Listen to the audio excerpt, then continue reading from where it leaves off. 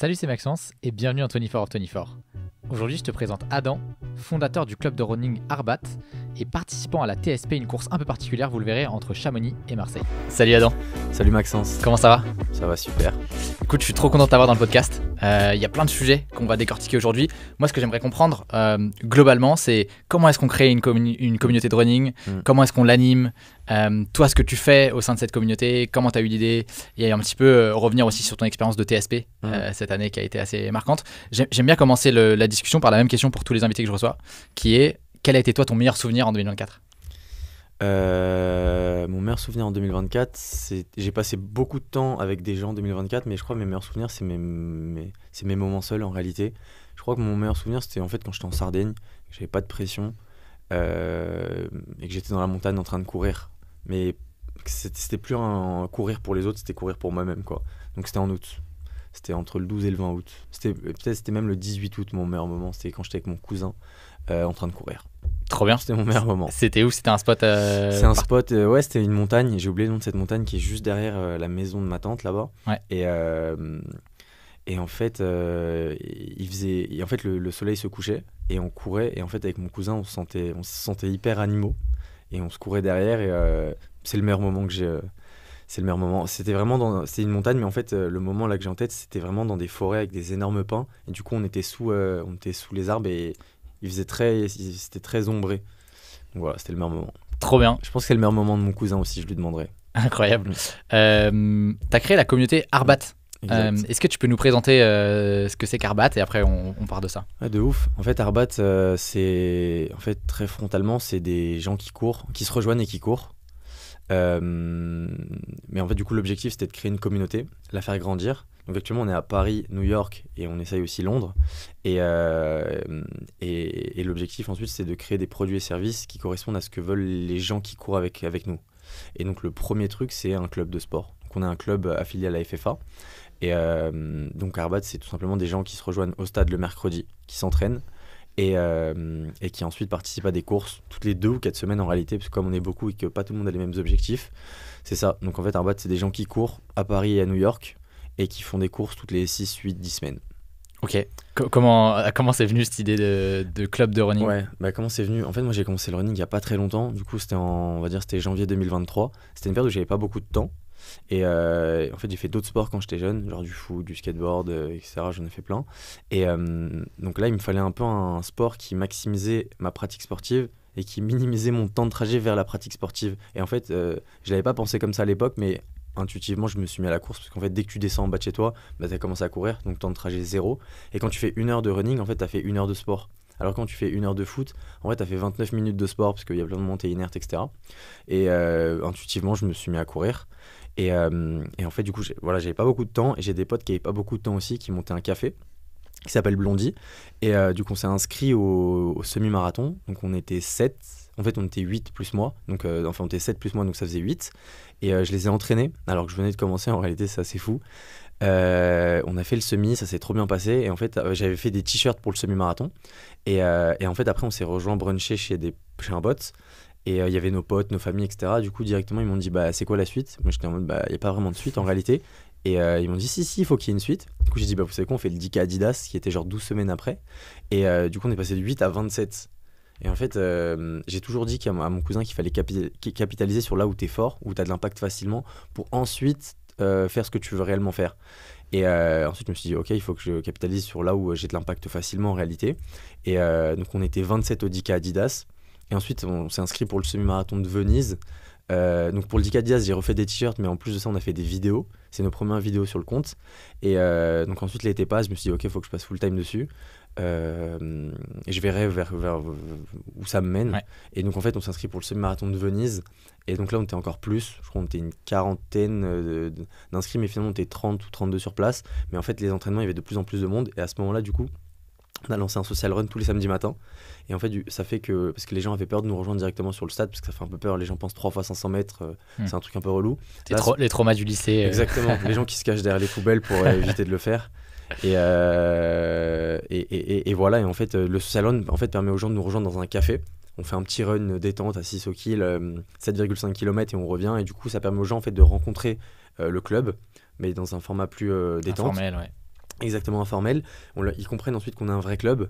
Donc ils viennent sur la piste avec nous le mercredi et ensuite ils rentrent dans la boucle, ils s'inscrivent aux courses avec nous. Et en fait ça permet de créer un peu un volant d'inertie où les gens viennent via ce social run, finissent dans le club et voilà. Donc en fait ça s'est fait un peu naturellement tout ça. Et en fait à cette période-là avec le Semi de Venise, j'ai commencé à rentrer en contact avec des marques. Et en fait ça a commencé à prendre comme ça de manière assez organique. Moi, j'aime bien les trucs très organiques parce que pour moi genre pour que les concepts s'infusent profondément, genre soient ancrés en toi, tu peux pas genre fast forward le truc, genre t'es obligé de le vivre intensément, tu vois. Donc voilà, ça s'est fait assez organiquement, mais donc ça a commencé tout simplement avec mes potes en janvier 2023 où je me dis je vous coach pour votre coffee et ils ont monté pour le semi-marathon et il s'avère que maintenant genre leur coffee shop, Blondie Coffee Shop, ça permet de faire croître la communauté parce que c'est là-bas qu'on se rejoint tous les samedis matin 10h09 dans le 9e. Et eux aussi, leur coffee, il explose dans le sens où ils en ont ouvert 3 et là, il y en a un 4e qui ouvre et ils sont en train de le faire grossir, quoi. Ok, et à ce moment-là, quand vous faites le semi, les t-shirts et tout, c'était déjà Arbat dessus ou comment t'es venu avec ce concept un peu de Arbat? Bah en fait, moi, je suis très obsessionnel et j'ai des mots comme ça que j'ai... Arbat, ça veut dire en fait, ça vient de l'arabe, ça veut dire genre la fuite, sauf qui peut, etc. Et c'est un mot qui se disait beaucoup en 2021-2022 et je le disais un peu constamment. Et genre, en fait, à la base, le Insta, quand je l'ai écrit, c'était une blague. En fait, l'idée, tout ça, c'était un peu une blague. Du coup, j'ai appelé ça Arbat Running Lab sans réflexion en réalité. C'était juste un Insta comme ça. Après, est-ce que déjà à ce moment-là, il y avait déjà un peu une croissance des clubs de running? J'ai l'impression que c'est un truc qui prend un peu de place en ce moment. Ouais, de ouf. Bah, en fait, moi, je l'ai vraiment pas réfléchi comme ça. J'ai pas vu un marché. Opportunité. Exactement. Je l'ai pas fait par opportunité et c'était vraiment par instinct. Mais c'est vrai qu'en fait, ensuite, ça a commencé à exploser. Il y a plein de running clubs qui existent depuis très longtemps, genre, mais qui sont en fait finalement des sous-ensembles de trucs un peu plus gros, genre Zoom. En fait, les gros clubs à Paris, enfin communautaires, c'est Zoomvolt, Barbès et VMA. Et en fait, ça, c'est des sous-ensembles de clubs, il me semble, de run club de marque. Mais en vrai, les run clubs, moi, je pense que ça répond à un truc un peu plus global. Genre, c'est un peu le marché de la solitude qui est adressé avec un truc très tangible.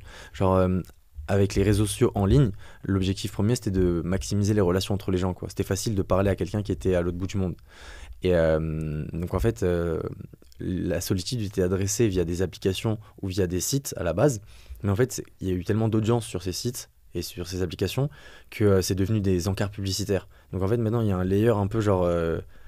un layer capitaliste en vrai qui s'est mis entre les gens et du coup ça a rééloigné les gens, ça les a réisolés.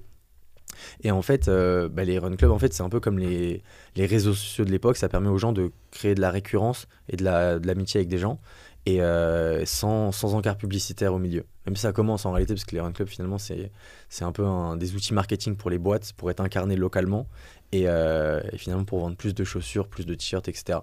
Mais du coup les run clubs pour moi c'est juste une facette d'un truc un peu plus global qui est qu'on se sent de plus en plus seul. C'est pour ça qu'il y a une émergence des ciné-clubs, des climbing clubs, des booking clubs, des sleeping clubs, je suis sûr qu'il doit en avoir.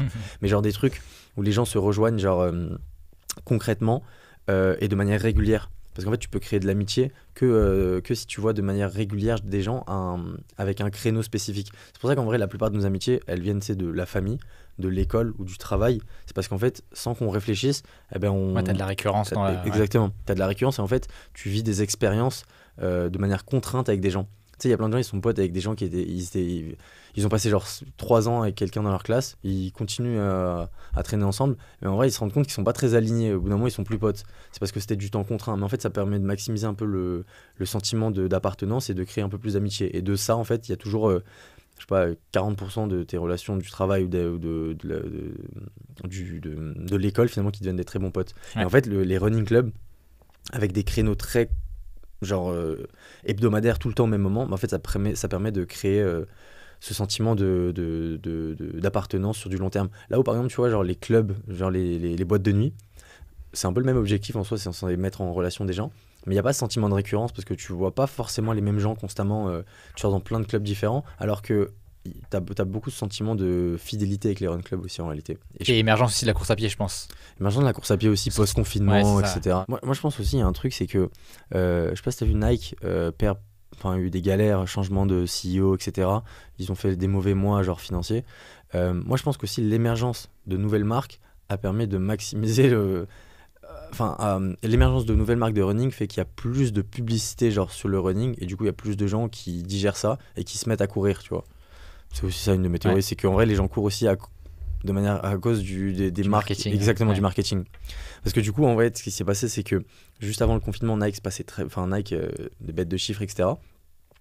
Et du coup ils ont voulu commencer à vendre un peu moins avec leurs retailers, tu vois, parce que en direct ils vendent ça plus cher, ils font plus de marge. Et du coup, ils ont retiré leurs chaussures, tu sais, des magasins, genre Foot Locker, etc. Et ils tous vendaient directement via l'application. Sauf qu'il y a eu le confinement, ça marchait super bien parce que les gens pouvaient acheter directement via l'application Sneakers, là. Et mais post-confinement, tu sais, les gens, ils ont voulu ressortir et aller en magasin. Et en fait, en magasin, il n'y avait plus de Nike. Il y avait du On, du Hoka, du Brooks.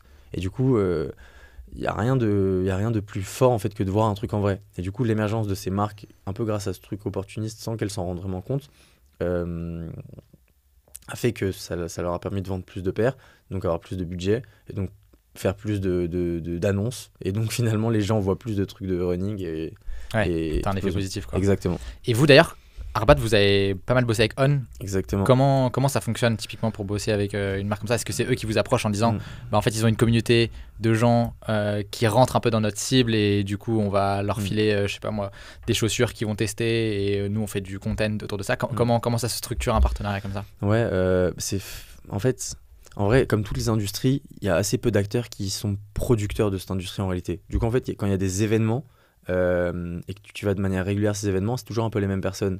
Donc en fait, il y a toujours les représentants de certaines marques et les représentants de certaines communautés.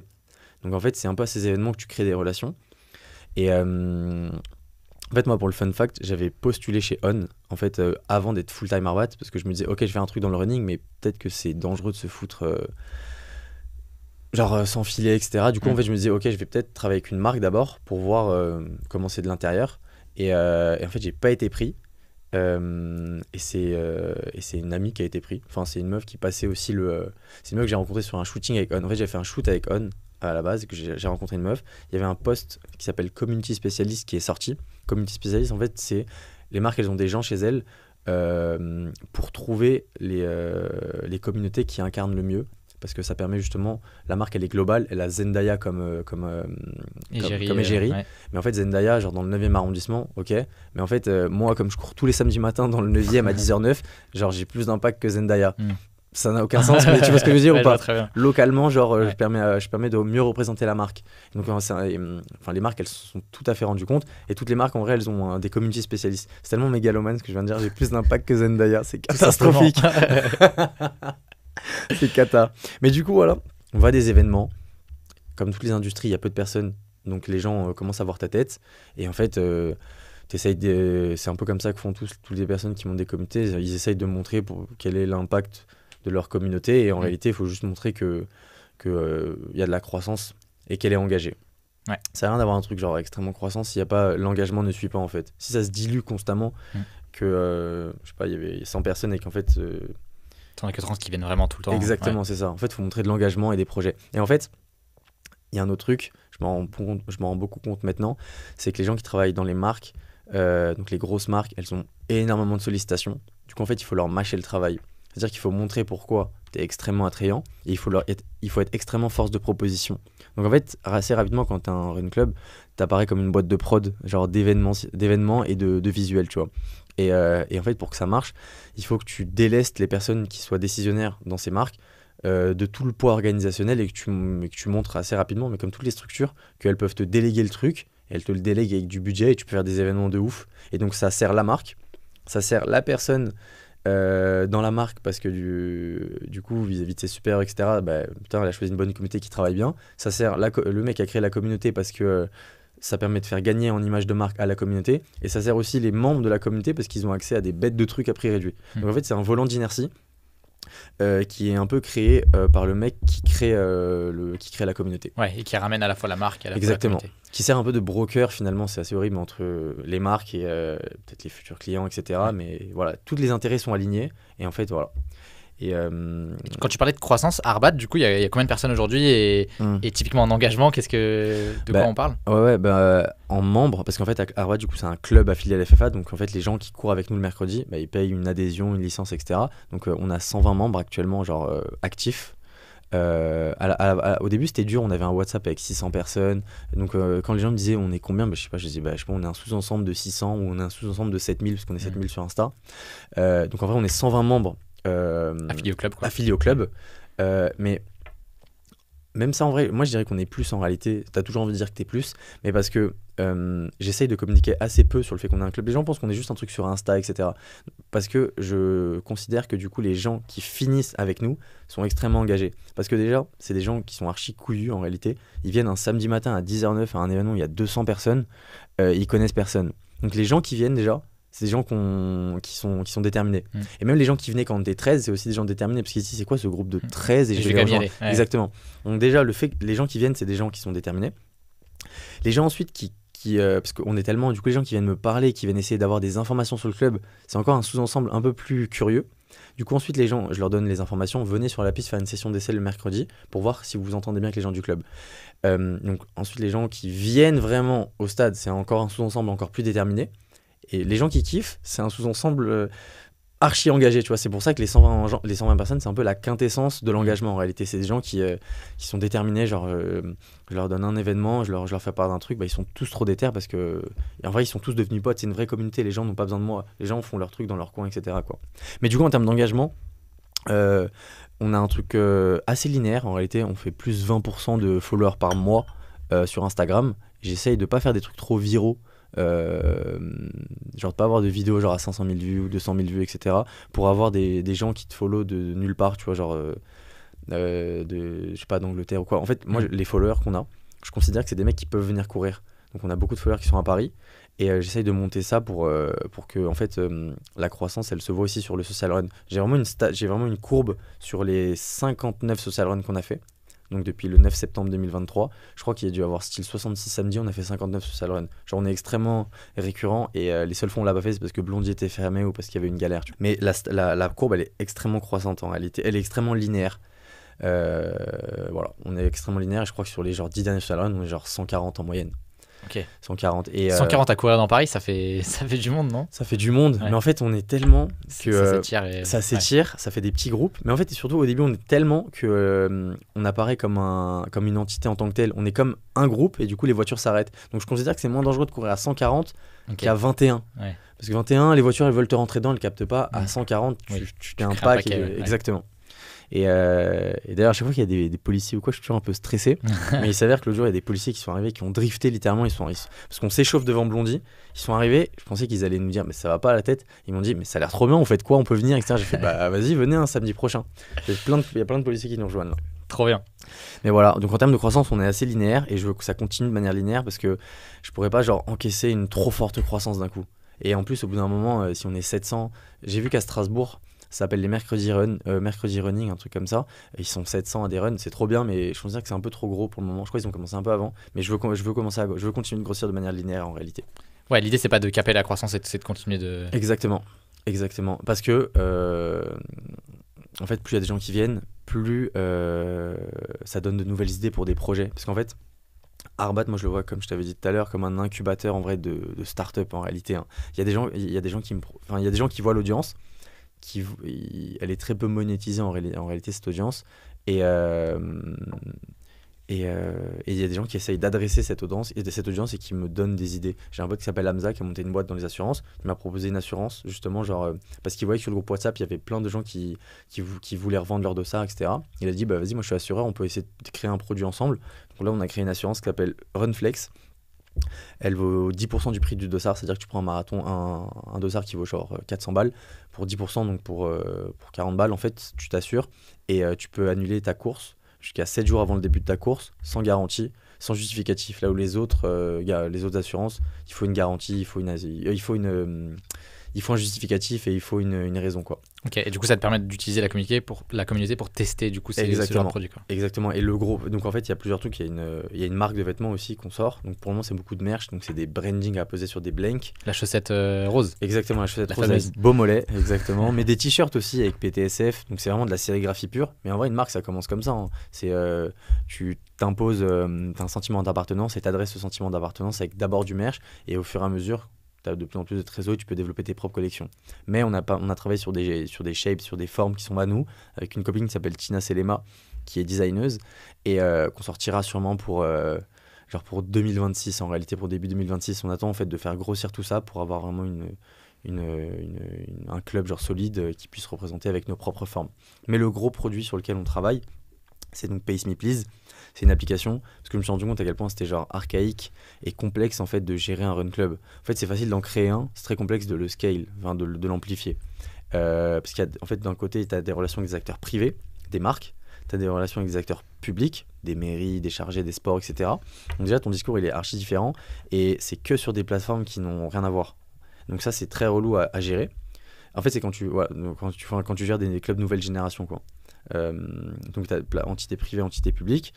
Et de l'autre côté, en fait, tu as plein de personnes, donc, mais souvent c'est géré via des applications conversationnelles, genre WhatsApp, Slack. Sauf qu'en vrai, le running, genre un run club, tu as besoin de savoir où sont les runs, tu as besoin d'avoir des infos assez rapidement, et tu as besoin que ce soit pas genre noyé exactement dans des messages. Et donc en fait, on sort une application qui a pour but de répondre à tous les problèmes de gérer un run club en réalité, que ce soit avec les acteurs avec lesquels tu travailles ou avec les membres de ton club. Et c'est en bêta testing, on est 200 bêta testeurs de la team. Ça qui est cool, c'est que y a plein de gens et du coup ils testent les produits. Et en fait, du coup là, on est en train de tester les features qu'on a mis en place. Et on est 5 dessus, donc il y a 3 développeurs, une designeuse et moi. Et là, on va accélérer ça parce que comme je gère le compte Arbat, je commence à recevoir plein de messages de gens qui commencent à créer des trucs un peu similaires. Centralisation de ce qui se passe sur la scène running, etc. Parce qu'effectivement, c'est très décentralisé. C'est le canal d'acquisition, c'est TikTok ou Instagram. Et du coup, il faut follow les comptes, etc. Alors qu'il n'y a pas de plateforme. Un peu le Airbnb du running. Tu es à Paris, tu scrolles et tu vois tous les runs qui sont autour de toi. Tu peux mettre des filtres. Paris 19, fractionné, allure continue, etc. Et ça te permet de montrer les runs qui sont vraiment là, quoi. Okay. Donc, c'est une application, voilà. Donc Pace Me Please, c'est quoi? C'est février, j'ai vu que ça sortait. Il y aurait plus d'infos en février, en tout cas. Exactement, plus d'infos en février, mais en vrai c'est déjà disponible, le lien est public, je l'envoie aux gens qui veulent, mais en fait c'est réservé aux membres d'Arbat actuellement pour mieux gérer Arbat. Mais ça c'est le gros sujet sur lequel on travaille, parce que ça m'excite pas mal. En gros, de coordonner, finalement genre tout projet c'est de la coordination d'êtres humains, et le running c'est un sport assez archaïque, genre c'est toujours géré soit dans son coin, soit il y a des mecs qui créent des communautés, et du coup ils gèrent ça via WhatsApp, via des PDF, etc. En fait ça m'excite de ouf de solutionner ça à l'échelle un peu mondiale. Ça, c'est l'élan complètement mégalomane. Genre, je trouve ça trop excitant de créer la plateforme utilisée mondialement pour coordonner un truc que tout le monde fait. 620 millions de coureurs. Et c'est très peu coordonné en réalité. C'est t'es où genre, même tu veux faire 20 km avec quelqu'un, t'habites à Belleville, lui il habite je sais pas, à Châtelet. Vous avez envie de faire 20 km, tu sais, il faut se rejoindre à un endroit précis. Ensuite, il y a plein de trucs qui sont pas encore développés. Optimiser. Genre, j'ai trop envie d'optimiser le running à l'échelle mondiale. Ça, c'est mon objectif global avec Arbat, exactement. Cool. Optimiser optimiser le running et le truc un peu plus abstrait, c'est optimiser la coordination d'êtres humains. Je trouve ça trop cool. Trop bien. Et là, donc là, tu disais Paris, potentiellement Londres et New York. Surtout. Exactement, ouais. Okay. On est à Paris, New York, Londres. En fait, New York, donc en fait, j'ai des potes qui sont là-bas. Et dont un qui s'appelle Imran, qui était avec nous à Arbat Paris à la base des bases. Et en fait, il s'est barré à New York pour un VIE, juste avant le semi-marathon de Venise pour lequel il était inscrit. Et du coup, il s'est entraîné un peu seul là-bas, il a fait un semi dans son coin. Et en fait, mon cousin Rami était allé à New York, il a rencontré un mec qui s'appelle Ruben, qui avait fait le marathon de New York. On a un peu parlé. J'ai une amie aussi qui s'appelle Alexia, qui est là-bas. Et en fait, les trois, je les ai mis en relation. Imran et Alexa se connaissaient, mais du coup, je les ai mis en relation pour vraiment, est-ce que ça vous intéresse de faire grandir ça là-bas, parce que vous courez, et en vrai, ils lancent tous un peu des trucs, mais de manière un peu informelle, et en fait, avoir un projet très tangible, ça permet c'est un véhicule qui permet de maximiser un peu ce que tu fais naturellement. Eux trois, c'est des gens très fédérateurs. Et là, ils ont un projet très tangible qui permet de fédérer. Et donc, en fait, ça marche de ouf. Genre, ils font grossir le truc. Je crois que c'est le 34e social run ce samedi-là. Et le même format. Donc, il y a un social run. Les gens peuvent venir. Et ensuite, ils captent qu'il y a un vrai club. Donc, le mercredi, ils viennent sur la piste, ils s'entraînent. Et ensuite, ils captent qu'ils préparent des courses. Donc, là, on les a préparés pour le 10K de Governor Island. Depuis Paris. Ils font le semi de Las Vegas le 26 janvier. Et il y en a quelques-uns qui font le marathon d'LA le 16 mars. En fait, c'est un peu le même truc. Genre, tu donnes un objectif commun à des gens. Ils te rejoignent, tu les entraînes et ensuite ça permet de créer une communauté en soi. Et en vrai, c'est des potes. Hein. Avec mon cousin, du coup, on allait voir Arbat New York parce qu'on s'est dit putain, c'est quand même fou. Il y a un truc qui se passe là-bas. C'est un peu l'énergie de Paris qui est amplifiée là-bas et il faut qu'on voit un peu ce qui se passe. Du coup, on est allé pour le marathon, on a organisé une cheer zone et on a fait un week-end en Pennsylvanie. C'est pas nous qui l'avons organisé, c'est Roxane, Imran, Alexia, Ruben. Ils ont fait un bête de trucs. Du coup, on est allé là-bas, un peu en guest, c'était trop bien. Et du coup, on a couru en Pennsylvanie. C'est de la folie. Ouais. Petite retraite en Pennsylvanie. Bref, c'était vraiment trop bien. Et du coup, ils développent ça bien. Ils utilisent Pace Me Please aussi. Et voilà, donc l'objectif, c'est de. J'avais un peu pour vocation d'abord de créer plein de running clubs dans le monde. Genre que l'énergie soit des franchises. Exactement. Ouais. Mais en fait, ça prend trop d'énergie. C'est exténuant. Et en fait, je me suis dit, c'est plus facile de créer l'outil qui permet aux gens de créer des run clubs. Et de les agréger après. Exactement. Donc en fait, mon obsession a un peu shifté. Donc de la création des run clubs à plutôt l'outil qui permet aux gens de créer les run clubs. Okay. Voilà. Donc pour le moment, on a Paris, New York. Londres, c'est plus complexe. J'ai du mal à trouver les ambassadeurs. Il y a une meuf qui s'appelle Eleanor qui fait ça très bien. Et il y a un autre groupe aussi qui veut le gérer. J'essaye de les agréger. Mais peut-être qu'il y en aura 2 à Londres. Mais en tout cas, il y a un social run à Londres le samedi matin à 10h19 à Battersea Park. Mais voilà. Donc en fait, pour le moment, ça va sûrement rester Paris, New York, Londres. Il y a plein de gens qui me disent putain, je suis là-bas, j'aimerais bien le faire à Bruxelles, au Japon, etc. Mais en fait, un peu la flemme que ça soit trop décentralisé. Autant se focus sur 2 grosses villes et créer l'outil qui permet aux gens de créer leur run club et voilà. Trop bien. Je suis curieux qu'on aille un petit peu sur le sujet du TSP que tu as fait cette année. Ouais. Déjà, est-ce que tu peux nous parler de ce qu'est le TSP et toi, quel était ton rôle dans l'équipe ? Ouais, The Speed Project, c'est un projet créé il y a 10 ans par un mec qui s'appelle Nils, j'ai un peu parlé, qui travaille dans une boîte, qui avait sa boîte et qui l'a revendue. Mais je crois qu'il était un peu désabusé, etc. Et il voulait lancer un projet un peu plus roots, un peu moins cadré, quoi. Moins cadré, etc. Il a lancé The Speed Project. C'est littéralement la course sans règles. En fait, ça a commencé ils ont fait LA Las Vegas. Je crois que c'était il y a 12 ans, 13 ans ou 9 ans, je sais plus. C'était un chiffre impair. 7 ans peut-être, je sais plus. Et littéralement, en gros, ils ont réuni des équipes et ils leur ont dit, vous partez d'LA, vous devez aller à Las Vegas le plus rapidement possible. Il n'y a pas de tracé, il n'y a pas de dossard, il n'y a pas de public. Il n'y a rien. Voilà, nos spectateurs, nos rules, il n'y a pas de public. Et le truc, c'est quoi ? C'est des équipes de 6. Et en fait, vous êtes en relais. Donc en fait, comment tu maximises ça ? Un gros van comme ça. Vous faites 3 équipes de 2. Donc il y a les 4 personnes qui sont dans le van. Et vous êtes 2 comme ça. Il y a un mec en vélo et une personne qui court. Et en fait, vous décidez un peu des intervalles que vous voulez faire. Ça va de 1 minute à des gens qui font des 10 km. Et en fait, vous échangez le vélo et comme ça, vous pouvez rallier le plus rapidement possible d'une ville à l'autre. Donc, ce mec-là a lancé TSP, Nils. Il en a fait un peu partout avec des marques. C'est un bon véhicule pour les marques pour montrer, se dépasser, etc. Tu vois. Et donc, en fait, il a fait LA Vegas, c'est l'original. Ensuite, il a fait au Chili aussi une franchise qui s'appelle Atacama. Je crois que c'est à 4000 mètres d'altitude. C'est un peu de la dinguerie. Alors, c'est complètement de la dinguerie. Et la première en Europe, ça s'est passé cet été en août. On devait rallier Chamonix à Marseille du 21 août. On s'est rejoint là-bas le 21 août, mais ça partait le 22 août à 2h du matin, quoi. Donc, il y a On qui a fait une équipe. Qui a fait une équipe européenne, en fait même française, je sais pas pourquoi je dis européenne, c'est française, et donc ils ont réuni 6 athlètes, donc 2 de chez Arbat, Lorena et moi, une meuf de Zoom, donc Laurie, Clarisse qui vient de Vendée, Timothée qui vient de Nice, mais qui s'entraîne avec Zoom, et Romain qui s'entraîne avec le CA Montreuil. Donc on avait une équipe de 6, et en vrai on avait une équipe qui bombardait en réalité, puisqu'on avait des meufs en moins de 36 minutes. Moi j'étais le plus nul en réalité, genre 1h16 au semi-marathon, c'était claqué pour là-bas. Genre, les mecs font 10K en 30 minutes, 29 minutes, et Clarisse elle bombarde aussi. Bref, et Lorena bombarde aussi. Vous connaissiez avant ou... En fait, Laurie elle a fait elle a servi de liant en réalité, c'est elle qui a fait l'équipe. Elle nous a fait nous rencontrer 1 ou 2 fois avant, mais moi je connaissais Lorena, je connaissais un peu Romain, Et Clarisse connaissait que Laurie. Et en fait, ça s'est bien fait là-bas. Laurie, c'est une bonne fédératrice. Donc, c'est la meuf qui est community spécialiste chez On. Et son taf, en fait, c'est de capter quelles sont les bonnes communautés, les gens qui incarnent bien la marque. Donc, en fait, elle a un peu ce truc de cette personne-là peut bien matcher avec cette personne-là. Elle a créé une équipe de feu. Genre, on était tous bêtes de potes, on a tous trop kiffé. D'ailleurs, là, ils sont revus, par exemple, je pouvais pas y aller, mais les filles sont revues. Il y avait Jeanne aussi, il y avait le mec aussi de Laurie. En fait, on était une grosse team. Il y avait Enzo aussi qui filmait. Très belle vidéo qu'il a fait, que t'as vu, que t'as adoré. Et on recommande. On recommande. Mais du coup, voilà, on s'est rejoint. Elle a fait l'équipe, on s'est rejoint à Chamonix. Et on est parti pour 438 km. Et on a fini deuxième. Ça, c'est de la frappe. Très en fort. Réalité. On a fini deuxième. Et on a fait ça en 30 heures et 44 minutes.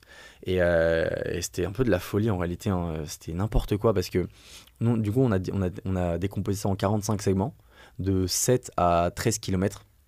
Donc en fait, qu'est-ce qui se passe? On se rejoint à Chamonix, on était 3 équipes, moi j'étais avec Romain. Et en fait, du coup, donc il y a 3 équipes de 2 dans chaque équipe de 6 de TSP. Et donc la première équipe de 2, elle commence. Et nous, la voiture, en fait, on va genre à 13 km ou 7 km au point de ralliement suivant. Et on attend. Les relais se font et on attend dans la voiture, quoi. Donc on a fait 45 relais comme ça. Et c'est long, en fait. En fait, on a l'impression que c'est une épreuve de course à pied. Je l'ai dit dans la vidéo d'Enzo, je vais me répéter. C'est une épreuve de course à pied, mais en fait, c'est pas une épreuve de course à pied parce que les intervalles sont assez faciles pour des gens qui courent beaucoup. C'est vraiment une épreuve de gestion du sommeil et de nutrition. Parce qu'en fait, tu dors pas en réalité pendant 30 heures. Il y a des gens qui font des ultra trails, des trucs encore plus longs, mais ça, moi, c'est la première fois que je faisais un truc aussi long, et donc c'était un peu choquant. Donc je pense que c'est équivalent à un mec qui fait un ultra trail pour la première fois qu'il est entraîné, quoi. Donc pendant 30 heures 44, tu dors pas réellement, tu manges un peu bizarrement parce que c'est des cycles. Nous, on est habitué à dormir 8 heures et à vivre 16 heures. Là, c'est pas ça. C'est t'as 45 minutes d'effort, 1h15 de repos. 45 minutes d'effort, 1h15 de repos, quoi. Et c'est très traumatisant parce que t'es toujours alerte. Donc et donc voilà, moi en fait j'arrive à dormir très facilement. Donc entre chaque leg, entre chaque segment, je faisais une sieste. Et ils étaient tous choqués, ils faisaient mais c'est quoi ce bordel, genre c'est n'importe quoi, tu vois. Je tombais KO instantanément. Mais par contre j'arrivais pas à manger. Genre j'ai vraiment pas mangé pendant... j'ai mangé juste du riz au premier segment, ensuite j'ai rien mangé, à part des gels. Ça je pouvais, mais okay. C'est dégueulasse en réalité, ouais. T'es dans le mal, mais je peux pas, en fait quand je suis stressé par un truc, j'arrive pas à manger tout simplement. Là où par exemple Lorena elle a pas dormi, mais Lorena elle mange comme jamais. Lorena elle a bien mangé, etc. Et voilà, mais du coup c'est vraiment une épreuve de gestion du sommeil et de nutrition. Parce que voilà, au niveau course, finalement c'est des petits legs, etc. Et voilà, tu passes par plein de... Donc entre Chamonix et Marseille, il y a des endroits magnifiques. Et t'as un moment qui t'a un peu marqué dans le parcours? Parce que parfois vous partiez sur des routes concrètement, ouais. Donc c'est, j'imagine, pas les plus beaux paysages. Parfois sur des pistes cyclables, parfois vous prenez des chemins. Ouais. Est-ce qu'il y a un moment où tu t'es dit waouh, c'est exceptionnel ce qu'on vit? Ouais, il y a des endroits très beaux. Il y avait des gorges, je me souviens plus des noms, mais on est passé par des endroits magnifiques, mais qui sont facilement magnifiques. Finalement, en rétrospective, hein, les moments les plus fous, c'était quand tu es sur des nationales à 4h du matin. Genre, c'est moche. T'as personne. Mais je dis, mais qu'est-ce que je fous à courir sur une nationale avec une frontale, ouais. Ça, c'est une dinguerie. Et c'est un truc que tu fais jamais, tu sais. Et dans des endroits que tu connais pas, il y avait des chiens qui nous coursaient. Je me disais, mais c'est quoi ce truc? Nous, on était à 2, il y en a un en vélo, etc. Donc ça, on pouvait faire peur aux chiens. Mais je me disais, putain, il y a des gens qui ont d'autres stratégies, je croyais qu'ils couraient seuls. Et je me disais, waouh, j'aurais eu trop peur. C'est un peu une dinguerie.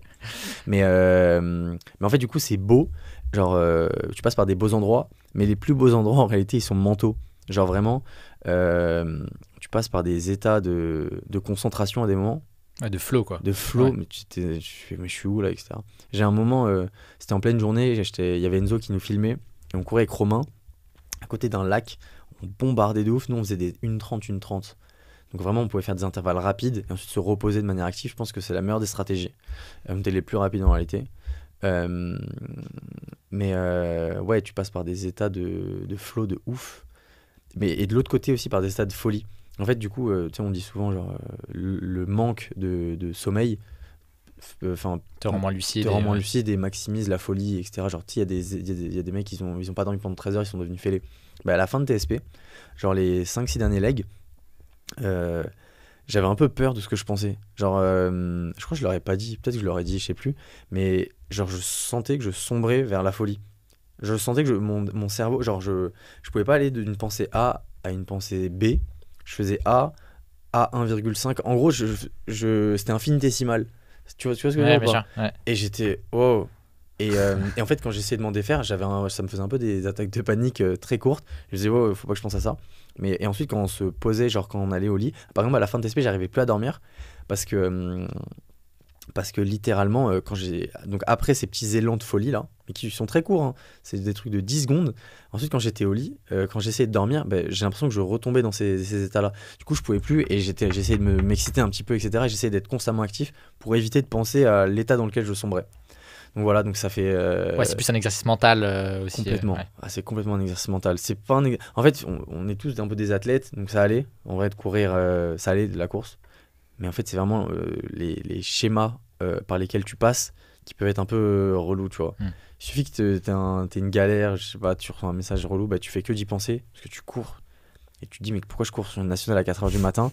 Et t'inquiète pas que du coup, les idées bizarres, elles commencent à rentrer, et voilà, et ça devient... Donc c'est vraiment plus un exercice mental que physique. Littéralement, je pense. La TSP, elle est aussi connue, je crois, pour avoir la pool party à Exactement, la fin. ouais. Comment ça s'est passé? C'était cool en réalité, mais en fait, on était trop KO. Genre, on est arrivé samedi matin à 9h. On est arrivé, donc on voit l'équipe, etc. On est vite fait, parce qu'on est arrivé à Marseille. On nous avait pris un hôtel et tout, donc on dépose nos affaires dans la bagagerie. On est vite fait aller à la plage, mais on était KO. Genre vraiment. Romain, il s'est endormi comme ça. Genre, il s'est endormi comme ça, c'était hilarant. Et on s'est fait une nuit genre de 10h. Et le lendemain, du coup, il y avait la pool party. Et en fait, moi, j'étais un peu KO en réalité. J'étais KO. C'était pas les gens, ouais, enfin, c'est une fête. Hein, c'est un bête de château. Tu te bourres la gueule et tu fais des rencontres. Mais j'ai rencontré des gens cool. Agathe, je l'ai rencontrée là-bas. Elle court avec nous, avec 8line aussi. Mais on se voit, etc. J'ai rencontré des meufs d'autres run club. J'ai rencontré un mec qui s'appelle Karl, avec qui hier j'ai shooté pour une marque. Donc en fait, c'est quand même un endroit où tu fais des rencontres. Donc la pool party, il a dû se passer des trucs. Je suis pas au courant, mais moi j'étais trop KO. En réalité, on est rentré assez tôt et on allait manger des pizzas à Marseille ensuite. Mais c'est vrai que c'était cool. Trop bien. C'est un bon endroit pour fédérer, quoi. Trop bien. Qu'est-ce qu'on peut te souhaiter pour 2025? Le podcast va sortir mi-décembre, du coup, aujourd'hui. Faut savoir que Maxence est un naze du travail. La vidéo va être montée dans la journée et ça sortira demain, je crois. Pour 2025, en fait, on a plein de courses. On fait le semi de Marrakech le 26 janvier. On fait le marathon de Séville le 23 février. Semi de Paris le 6 ou 9 mars, je sais plus. Le semi de Berlin le 6 avril. On fait un trail en Corse. On fait l'Equidène. En fait, on fait plein de courses, mais qui seront donc pour la plupart des gens un moment pour performer. Moi, je les utilise comme des moyens aussi d'écrire des films. On a écrit un premier film là, avec On sur notre Marseille-Cassis. C'était le volet 1, donc c'était sur l'absurde. Donc il y a 2 autres films qui vont arriver sur l'amour et sur la culpabilité. Donc, on peut me souhaiter de bien écrire ces films avec Paola, Mathilde, etc. Donc, de réussir ces films et qu'ils marchent. Et mon objectif aussi, c'est de créer une série sur Arbat, en fait, sur les running clubs. Mon rationnel, c'est qu'il y a eu des séries sur le football, Manchester City, etc., sur la F1, sur le Tour de France, sur sprint, sur le 100 mètres, mais il n'y a aucun truc sur le running. Parce qu'en fait, il n'y a pas de ligue professionnelle, etc., donc tu sais pas tu sais pas qui... tu sais pas genre qui aller voir, quoi. En fait, moi j'ai envie de dire que les running clubs, c'est un moyen pour c'est un truc qui touche tout le monde, et qu'un running club, en fait, tu peux en faire une télé-réalité. Enfin, même pas une télé-réalité, mais suivre les gens, et parce qu'il se passe des gens, il se passe des choses. Il y a des gens qui trouvent du travail, des gens qui trouvent l'amour, de l'amitié. Il se passe plein de trucs, et pour moi, c'est très filmable. Donc pour 2025, que mes films se marchent bien, que la série commence pour septembre 2025, et que l'application soit live pour février, et que tout ça se développe bien. Trop bien, c'est tout ce qu'on souhaite. Merci beaucoup, Maxence. Merci Adam.